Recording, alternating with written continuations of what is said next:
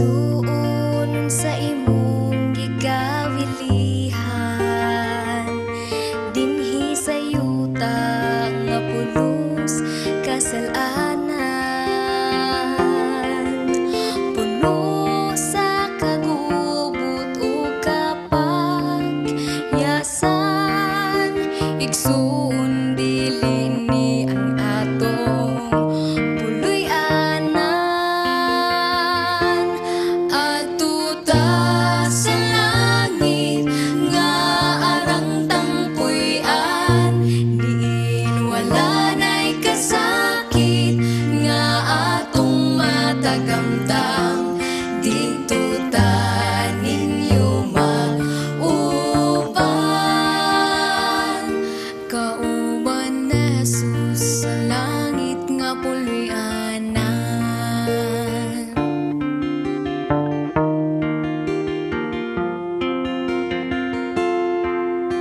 Ikaw na higugma dinhi sa kalibutan, kay ang imong bandi labaw pa sa uban. Igsoon sultihan ko ikaw, biyain ng tanan, o magtigong tagbahan dito sa langit nga puloy-an. Adto ta sa langit nga arang tangpuy-an, diin wala na'y kasakit nga atong matagamtam. Dito ta ninyo mauban, kauban ni Jesus sa langit nga puloy-anan. Adto ta sa langit nga arang tangpuy-an, diin wala na'y kasakit nga atong matagamtam. Dito ta ninyo mauban, kauban ni Jesus sa langit nga puloy-anan. Kauban ni Jesus sa langit nga puloy-anan.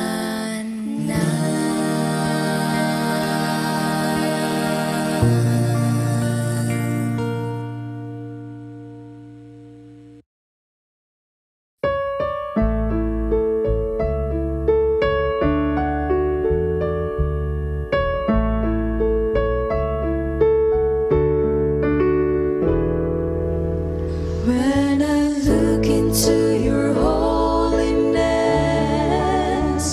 when I gaze into your loveliness, when all things that surround become shadows in the light of you, when I found the joy of reaching your heart, when my will becomes enthroned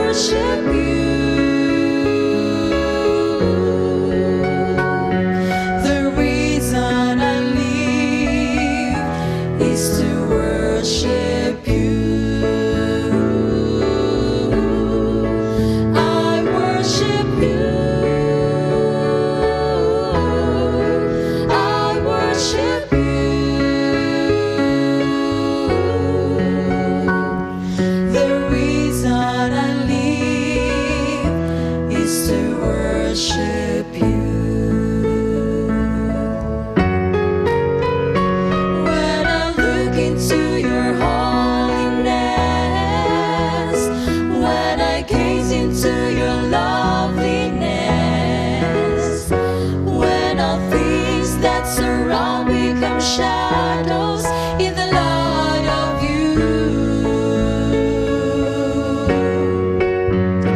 When I found the joy of reaching your heart, when my will becomes enthroned in your love, when all things that surround become shadows in the light of you, I worship you, I worship you. The reason I live is to worship you. I worship you,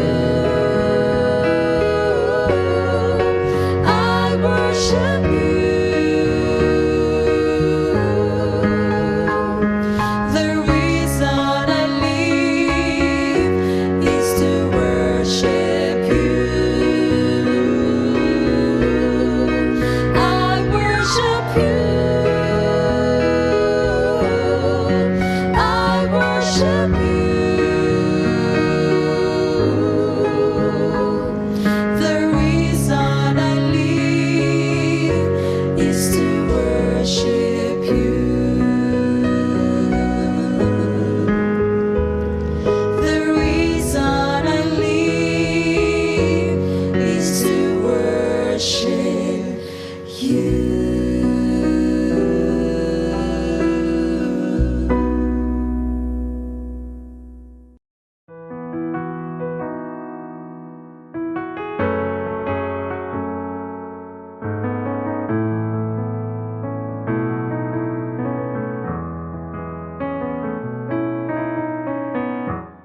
Binigay ko ang puso ko, O Diyos, dahil mahal kita.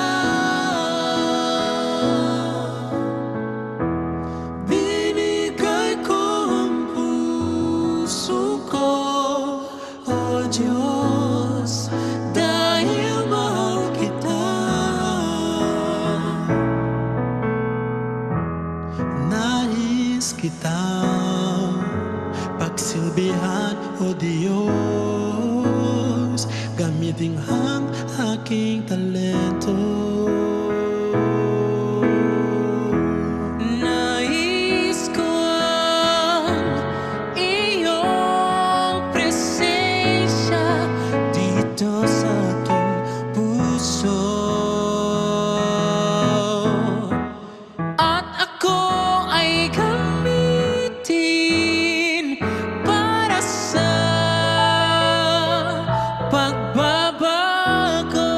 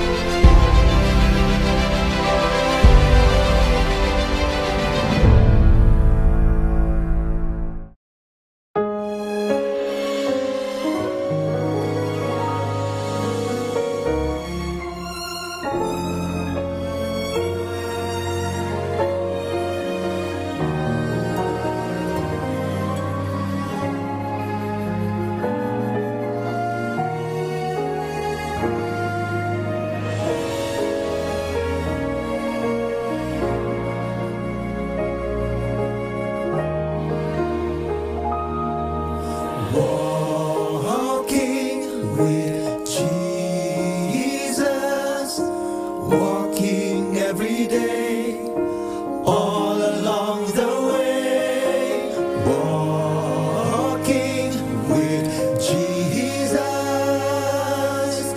walking with Jesus alone.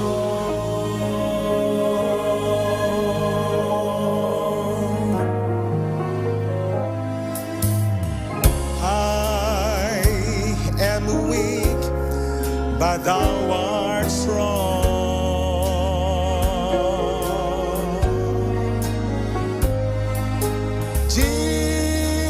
Jesus, keep me from all wrong.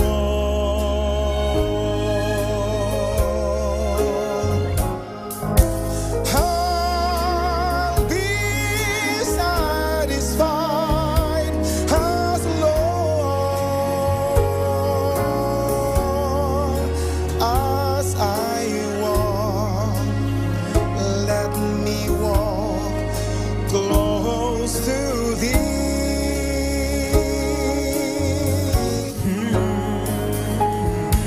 Just a closer walk with thee. Just a closer walk. Just a closer walk.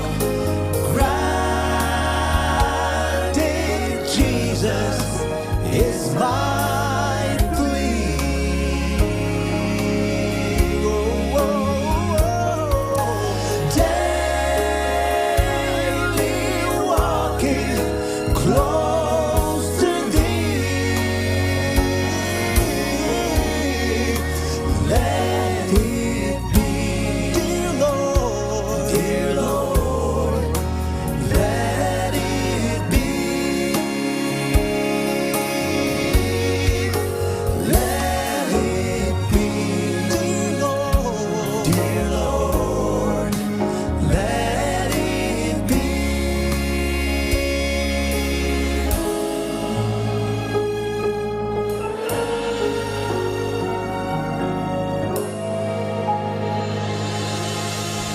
On God's holy word, I challenge you to give to the Lord your life anew. My friend, make the choice. He waits for you. For this is the moment of truth. Now walk with God, and He will be your dearest friend. Wherever you go, in everything you do,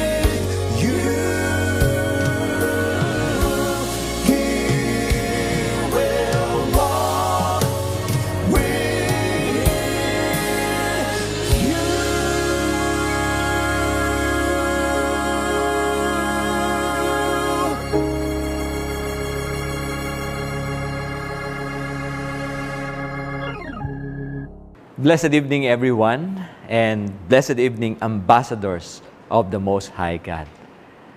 This evening, we'll continue our series in our week of prayer. At ako muli ay nagpapasalamat sa Panginoon sa pagkakataong makasama kayo gabi-gabi sa ating pag-aaral ng salita ng Diyos. Ngayong gabi, ating pong pag-aaralan ang tungkol sa title na ating pag-aaralan ngayong gabi, Determined Ambassadors. This is the title of our lesson this evening, Determined Ambassadors. In Daniel 1:8, the scripture says, "But Daniel made up his mind that he would not defile himself with the king's choice food, or with the wine that he drank.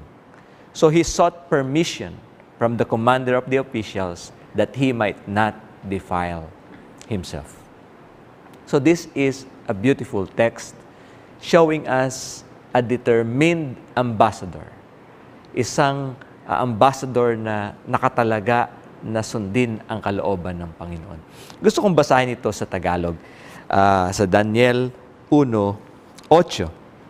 Ang wika po dito, "Ngunit ipinasya ni Daniel na hindi niya durungisan ang sarili sa pamamagitan ng bahagi ng pagkaing mula sa hari o ng alak man sa kanyang iniinom.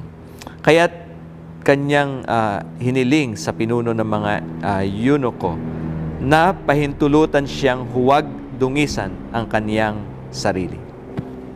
So, but Daniel made up his mind.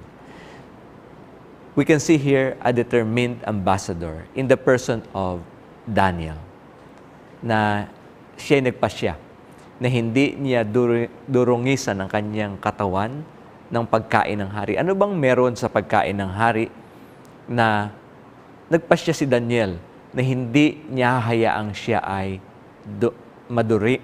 madumihan o ma-defile ang kanyang sarili?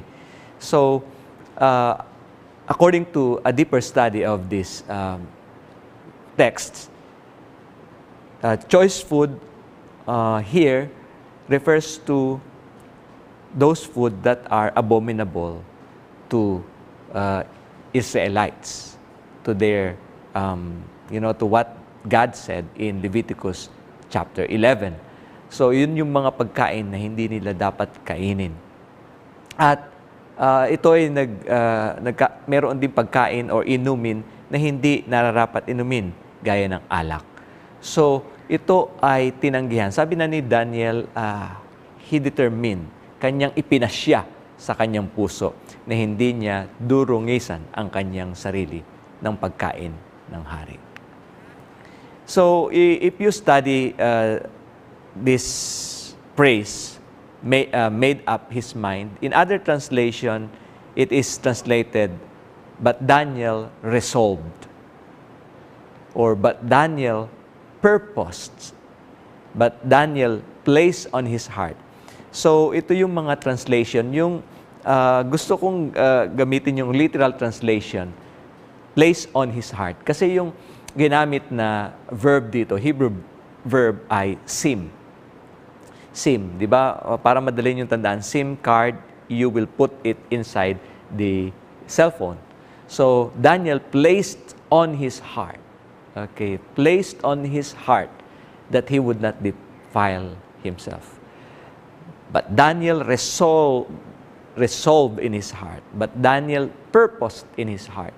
He made up his mind. Ipinasya niya na hindi niya durungisan ang kanyang sarili. Kaya, mga kabataan, I hope we can be determined ambassadors as well. That we will decide, we will resolve and place on our hearts that we will obey God no matter what. As you can see on the screen, this will be the sequence of our study tonight. So you can see from point 1 to point 2, point 3, point 4, and point 5. And look at the screen. in point 1, we have the normal life. This describes the life they have, before a challenging situation. A normal life, di ba? Meron tayong mga normal life, masaya tayo, until maranasan natin ang mga pagsubok sa ating buhay. So, and the second point ay point of conflict. So, may normal life na naranasan si Daniel, and then point of conflict, and point number 3, intensified conflict, and point number 4, new elements to resolve the crisis, and point number 5, conflict is resolved. So, as we study this,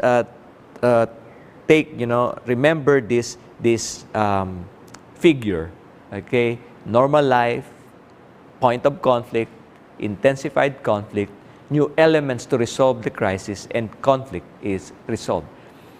We'll observe this pattern as we go from one chapter to another of the book of Daniel. So let's try Daniel chapter 1. Let's see. They had the normal life, when they were brought to Babylon. Alam natin na ang mga Hudyo, ang mga Israel na nakatira sa Huda ay dinilang bihag ng Babylonia sa pangunguna ni Haring Nabucodonosor. So dinala sila sa bayan, sa kaharian ng Babylonia. At doon sa Babylonia, of course, nagkaroon na sila ng adjustment, although hindi sila komportable sa kanilang kalalagayan ng panahong yon. Ngunit si Daniel ay nagkaroon na ng isang normal life doon sa Babylon. At sila nga ay binigyan ng pagkakataong sanayin ng 3 taon para sila ay maging mga wise people, wise persons doon sa kaharian ng Babylonia. So, habang sila po ay nandoon sa Babylon, there was this point of conflict. Ano po ang naging point of conflict? Ang point of conflict, as you can see on the screen, they were offered king's diet. Sila ay inalok ng pagkain ng hari. Na yung pagkain ng hari, gaya ng akin nabanggit, naandun yung mga karumal-dumal na pagkain. At ganun din, mga inumin na dapat hindi inumin sapagkat ang inumin ng tunay na lalaki ay tubig, hindi alak. So they were offered king's diet. But this conflict was intensified because they were pressured by Arioch. Ang sabi ni Arioch sa kanila, kung hindi kayo kakain ito, nasa panganib ang aking buhay at ako ay magkakaroon ng problema sa aking kaligtasan sa aking buhay. So they were pressured. So you need to eat this diet. However, there was this new elements to resolve the crisis. Sabi po ni Daniel, test us for how many days? 10 days. Okay, so hindi sila nag-give in. They didn't give in bagkus sabi nga they determined in their hearts. So they were determined ambassadors. Test us for 10 days. Subukan nyo kami sa loob ng 10 araw. At si Arioch ay nakinig sa kanila. And point number 5, they were, conflict is resolved.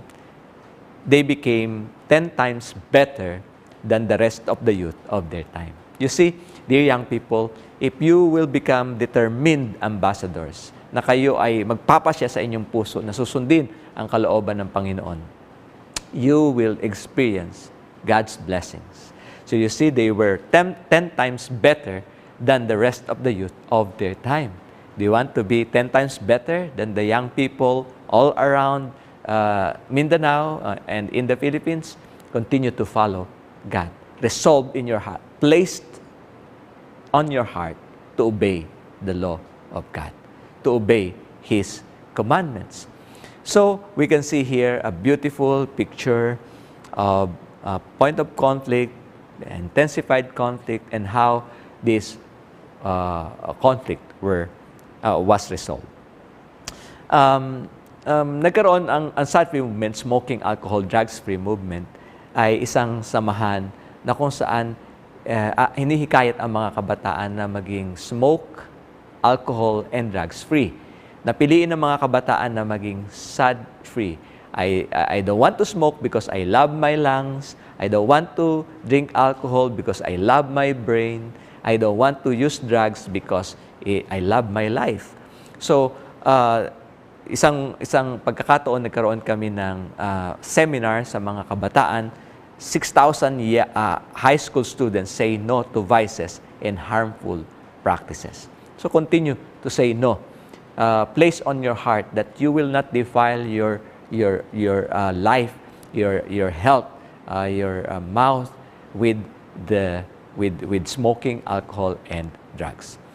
And as you can see, we have here also young people who are saying, think, don't drink, God, not drugs, and enjoy life, choose right.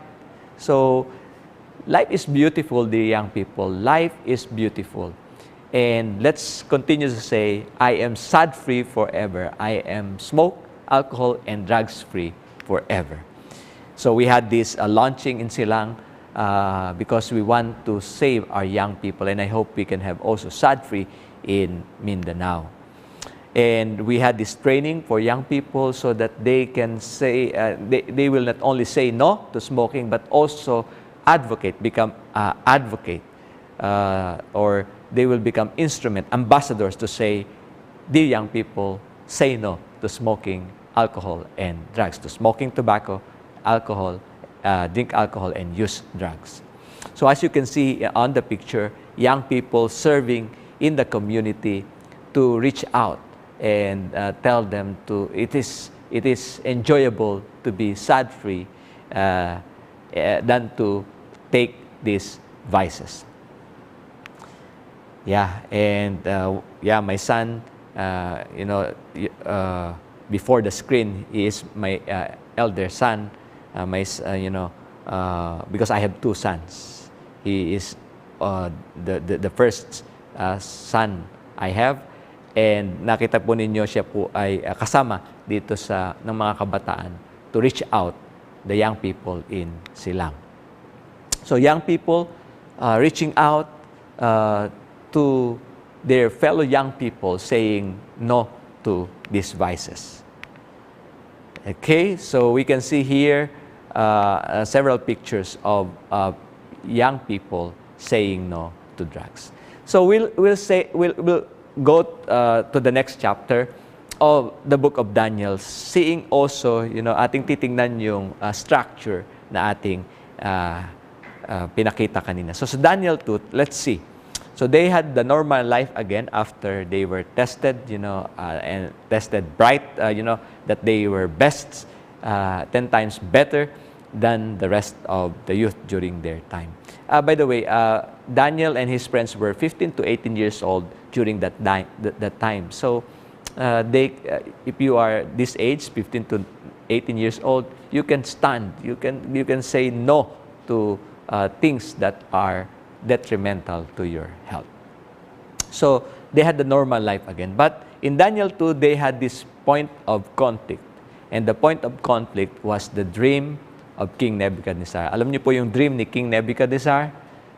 Yung pong malaking great image, dakilang image na gold, silver, bronze, iron, and so on and so forth.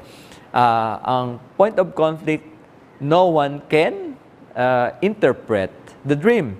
So, no one can interpret, and death awaits. All the wise people in Babylon should be killed, because all the wise people, no one among them can interpret, including Daniel and his friends. So the decision is to kill all of them. But there was this new element to resolve the crisis. Daniel prayed and interpreted the dream. Okay, so they prayed. Daniel invited his friend, Shadrach, Meshach, and Abednego, and they knelt down and prayed. And they were able to interpret the dream. You see, between stimulus and response, there is a space. And in that space, you can ask God's guidance. For example, between temptation and your response, nandyan yung alak or sigarilyo and your response. Bago ka umuo, meron kang chance to pray. Ganun ang ginawa ni Daniel. They prayed. Instead na, okay, death awaits, they asked and they prayed, and God helped them, God answered them. So, dear young people, when you are facing any temptation, kneel down in prayer and ask the power from God so you can overcome. Yeah. So, and then the conflict was resolved. Daniel became ruler over all the province of Babylon. So, we can see here that there is blessing after blessing when we obey God. So, there is blessing in obeying the Lord. Actually, obedience is for us. Okay? Obedience is for you. It's not for God. Because God, can exist without us. But in order for you to exist, you need to obey the law. Okay? Like for example, the law of the traffic, di ba? Pag traffic, kung hindi mo susundin yung traffic flow, you will be in trouble. Your life will be in danger. Mapapahama ka. But if you follow the driving laws or instruction, so you will preserve your life. Ganun din if we follow and obey the law of God, life is full of blessings, and you will also experience peace in your life because you are following the law of the land. So let's see in Daniel chapter 3. In Daniel chapter 3, we can also observe this conflict. And in Daniel chapter 3, you have, in Daniel chapter 2, the great image, gold, silver, bronze, and so on. And then in Daniel chapter 3, what King Neb did was to make the great image gold. Why? Because he was the gold. Siya yung golden image he is being represented there. So, ang ginawa niya, gawin ko ng gold to para wala nang susunod sa akin bilang hari. And then, hinayaan niya, kanyang hinikayat ang lahat, ang kanyang mga sumunod sa kanya, yung mga leaders sa kanyang nasasakupan, sila ay dapat sumamba sa great image na ito, golden image. So, normal life after Daniel chapter 2, but there was this point of conflict because of the golden image, and it was intensified because there was this furnace of blazing fire na it was heated, pagka merong hindi sumunod, na hindi luluhod o sasamba sa golden image na nilikha ni Daniel, ni King Nebuchadnezzar, sila ay ihahagis sa hurno na nag-aapoy, heated 7 times. At alam ninyo, si Shadrach, Meshach, and Abednego, mga kaibigan ni Daniel, sila ay naharap sa conflict na ito at sa intensified conflict na ito. And then, what is the new element to resolve the crisis? The 3 remained faithful no matter what. Wow. We need this kind of young people.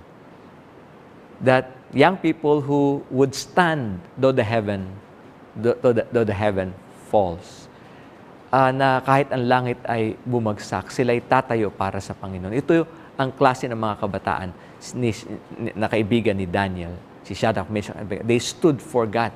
Sabi nila, sabi ng hari, pagbibigyan ko kayo sa panahon na marinig ninyo ang tunog, kayo ay luluhod at kayo ay sasamba sa golden image. But, sabi ng tatlo, mahal na hari, kami ay hindi sasamba sa iyong golden image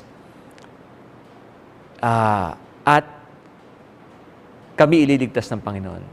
Pero, iligtas man kami ng Panginoon o hindi, kami ay magiging tapat sa Kanya. So, ito yung magandang paninindigan ng mga kabataan. Whether I pass the board exam or not, I will be faithful to God. Whether I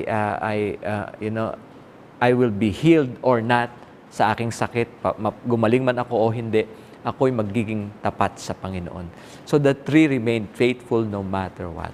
As a result of that decision to remain faithful to God, true God is proclaimed, and they were promoted. Because of their faithfulness to God, they were promoted, and the true God was proclaimed in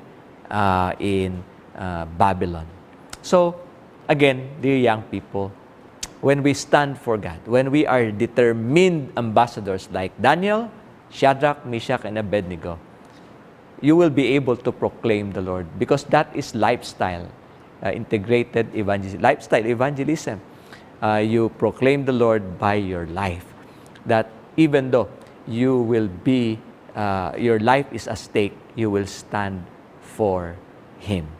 Maraming ganon na kahit na sila ay nasa panganib, tumatayo pa rin sila para sa Panginoon.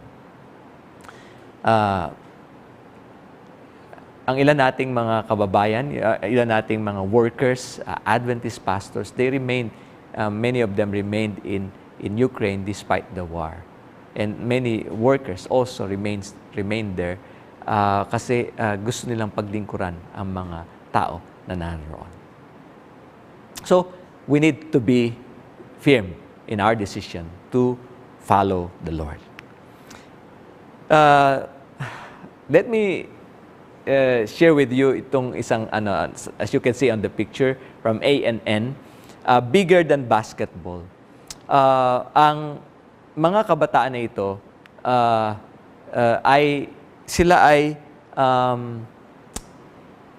ang kanilang game ay napataon na Sabbath pa. Okay, na Sabbath pa. So, humingi sila ng pagkakataon na makapag-swap o mag-exchange ng schedule. Pumayag naman yung ka-team nila na sila ay ilagay sa lugar na kung saan sunset na bago sila maglaro. Pero hindi pumayag yung organizer ng gawain ng laro na ito ng basketball.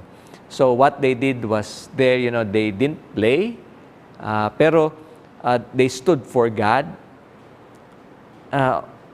Tapos alam niyo, nalaman ito ng governor nila. At because of this, nagbigay ng mensahe yung governor na hindi dapat sana ganun ang nangyari, at inimbitahan ng governor ang grupo na ito para pumunta sa kanila, at doon ay pinuri niya ang paninindigan ng mga kabataan para tumayo para sa Panginoon. So, nagkaroon sila ng pagkakataong ihayag ang mabuting balita sa pamamagitan ng kanilang pagiging tapat sa ating Panginoon. So, after that, they had this, game scheduled on a Sabbath. So, that was the point of conflict. Nakikipaglaro sila, but game scheduled on a Sabbath. Oakwood Adventist Academy's request denied. Nag-request sila na i-reschedule yung kanilang scheduled, pero hindi sila pinayagan. And then, they remained true to God by keeping the Sabbath. Okay? They kept the Sabbath, and then conflict is resolved. KIV, Alabama governor, invited them to the Alabama state capital. So we can see here, these young people were able to proclaim the Lord as a testimony to their faithfulness to obey the Lord. So, in Sabbath keeping, maraming dito sa survey natin, State of the Youth Address, awareness, we ask this about around 201 young people, and they were challenged. tinanong namin kung ilan sa kanila ang nahaharap, ano-anong mga challenges ang kinakaharap bilang kabataan. And one of them, the question is about Sabbath keeping. And they said, yes, Sabbath keeping, almost 65% said Sabbath keeping is a challenging one for us to keep the Sabbath. So, dear young people, I know some of you are facing challenges because of keeping the Sabbath. Continue to be faithful to the Lord. Stand for Him and let Him be God, and allow you to and help you, bless you by your faithfulness to Him. So, and pag nataon na ang board exam ay nataon ng Sabbath, let's continue to be faithful to God. Kasi ang ating pagtatapat sa Panginoon ay napakahalaga sa Kanyang paningin. Makamtan man natin ang ang mundo, pero kung tayo ay mapapahamak, walang kwenta ang lahat ng bagay nito. So, sa Daniel chapter 4, as we continue, we have this normal life again, but the point of conflict was the second dream of King Neb. Meron siyang second dream na naginip siya ng isang punong malaki na lahat ng ibon ay naninirahan doon at ang kapangyarihan niya ay umabot na sa buong sanlibutan. So it was intensified conflict. No one can interpret. Death awaits. So what is the new elements to resolve the crisis? Daniel interpreted it, and Daniel was able to convert. Daniel was instrumental to the conversion of King Nebuchadnezzar. So we can see here that if we will remain faithful to God, we will be determined ambassadors no matter what. You will go out as young people who will reach out to the community and preach about God. Continue to stand for what is right. And people will be converted to Him. Some would reject, but I know many will accept the invitation for them to give their lives to Jesus. In Daniel chapter 5, we have here what is the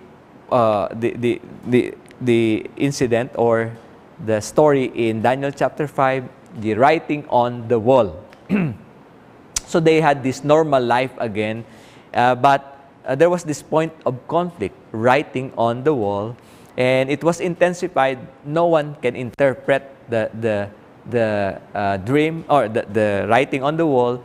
Daniel interpreted it as a new element to resolve the crisis, and Daniel became the third ruler of the kingdom. Okay? So conflict after conflict, victory over victory, and we can see that the mission and service of God was promoted. Yeah, in Daniel chapter 6, we know what happened here. It's about Daniel praying. Okay, na si Daniel ay talagang nanalangin. By this time, he was old already. Matanda na siya. So, ang point of conflict, ang sabi sa kanya, no one should pray. Walang mananalangin, kundi sa hari lang ng Babylonia. Si Darius. But, ang problema, no one should pray. Si Daniel ay a prayerful person. Okay, siya ay maganda to kasi siya ang epitome o siya yung model natin sa panalangin. No one should pray, but Daniel continued to pray. So Daniel prayed as usual, as his custom was, and then death awaits. Kailangan siyang itapon sa lion's den.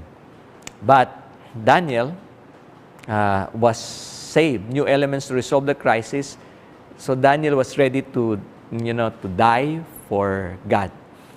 Daniel, Shadrach, Meshach, and Abednego, these were determined ambassadors ready to die for Him. They are ready to obey the Lord, dead or alive. So Daniel was saved. God saved him. And conflict is resolved. God is proclaimed all throughout the land of Babylon. As you can see on the picture, I saw this on Facebook. Ano bang mawawala sa atin? Ano bang makukuha natin kapag tayo nananalangin lagi? Ang sabi dito sa caption, hindi lang tayo dapat mag-focus sa nakukuha natin. Maraming mawawala. Mawawala ang pride, mawawala ang pagiging makasarili, mawawala ang mga dati nating ginagawa, dati nating ugali ay mawawala kapag tayo ay laging lumalapit sa Panginoon. So continue to pray, to have a prayerful life as what Daniel did, a determined ambassador. So we have these young people who are determined to follow Jesus no matter what. And the last, before I end, now this is for us all. We know that there will be a point of conflict in the last days. The faith of Jesus and obedience to the commandments. Na ang hindi susunod sabi, no one buy and sell, di ba? Sa Revelation chapter 13. At ito ay pagsunod sa false Sabbath. So, faith of Jesus, obedience to the commandments, yung magiging tapat sa Panginoon, sila ay maharap sa intensified conflict, persecution, and death awaits. So, ito ay naranasan ng iba sa kanilang lugar, nasa panganib ang kanilang buhay, but in the end, there will be this situation, intensified conflict because of our faithfulness to the Lord. So, how can we resolve, what is the new element to resolve the crisis? Faithful unto the end. So, let's be faithful to the Lord. Let's become determined ambassadors, faithful unto the end, and normal life in heaven. In this world, there are many challenges. Maraming pagsubok ang nararanasan natin. Pandemic, financial, breakups, relationship, problem inside and outside of us, inside and outside of our church, inside and outside of our work. Maraming pagsubok. But be faithful unto the end, because there will be a normal life in heaven where there is no more pain, no more sorrows, no more sufferings, no more death, but we will be with Jesus forever and ever. So, dear young people of SPUC, be determined ambassadors. If this is your decision, you can type or you can say, yes, Lord, I will go. I will be determined ambassadors. Let's pray. Oh, dear Heavenly Father, thank you, O Lord, for showing us the kind of young people Daniel and his friends were. They were determined ambassadors. They stood for you. They obeyed you, dead or alive. And you have blessed them, and you have used them so Babylon will, so that many people in Babylon will hear you and will hear the message through their lives. Oh Lord, may you bless our young people, not only in Mindanao, but all over SSD, that they will stand for you, no matter what, dead or alive. In Jesus' name we pray. Amen.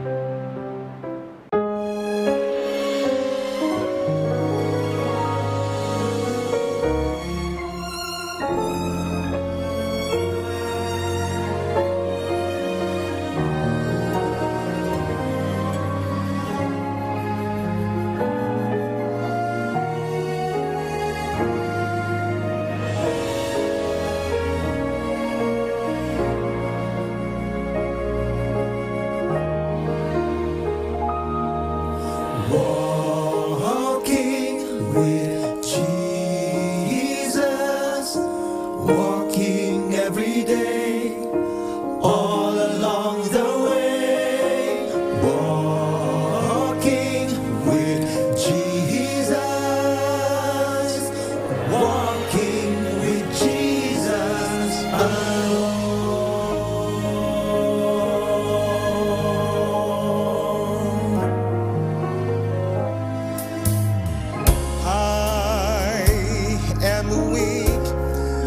thou art strong.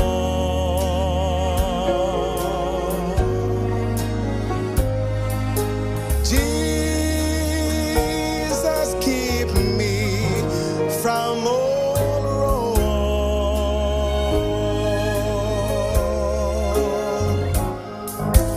I'll be satisfied as long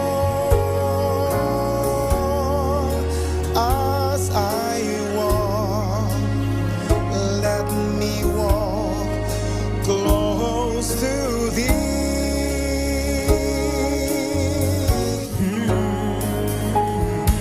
Just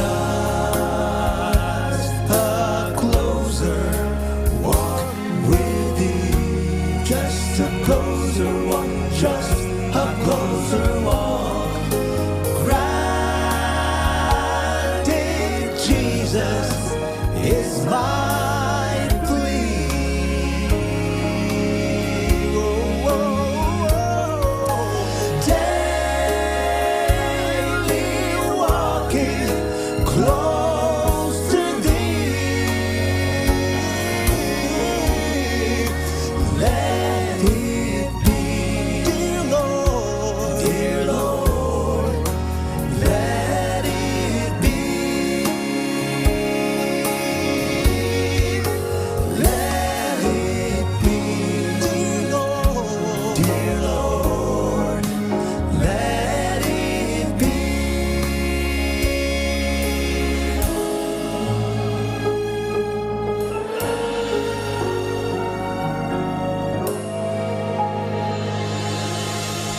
On God's holy word, I challenge you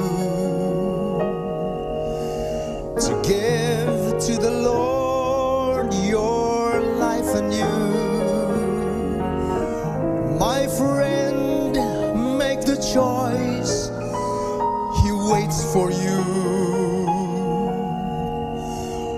For this is the moment of truth.